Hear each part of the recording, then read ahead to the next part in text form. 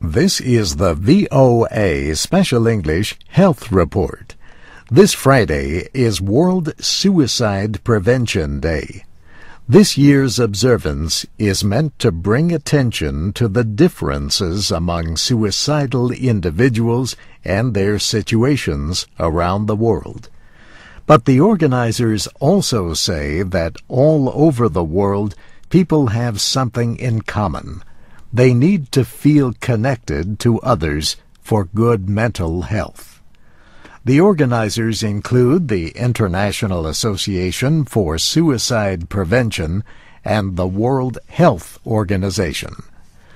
The World Health Organization says that every year about 1 million people kill themselves. It says suicide is one of the top 3 causes of death among people between the ages of 15 and 44.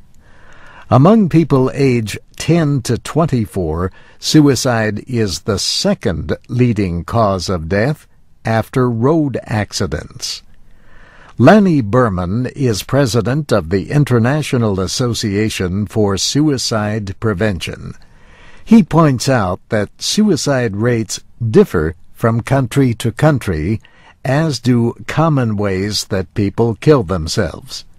As a result, he says, prevention efforts must fit with local needs. The focus is on the primary methods of suicide in developing countries, which have been pesticide poisoning and overdose.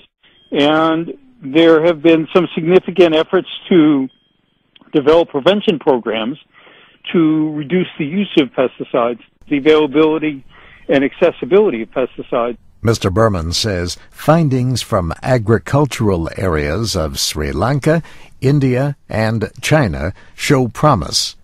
They show that programs are helping to limit access to these poisons. In China, women, particularly rural or farm women, die by suicide by overdose of pesticide. And by creating lockboxes and making it more difficult to have easy accessibility to pesticides, we've been able to show that we can reduce the use of pesticides and thereby the rate of suicide. There are often clear warning signs before a suicide attempt. Lanny Berman says individuals usually talk about the idea before they try it. When somebody communicates that they are thinking about suicide, threatening suicide, writing about it, and in some way communicating that they have suicide on their brain, that communication should be taken seriously. Another warning sign, he says, is a sudden increase in the use of drugs or alcohol. Warning signs also include expressions of hopelessness or a sense of feeling trapped. Mr. Berman says the risk of suicide can be more difficult to identify in children. They generally communicate more with other children than with adults. But the other children often do not understand the messages. As a result, he says, when children speak of suicide, other children rarely report it. And that's the VOA Special English Health Report, written by Katie Weaver.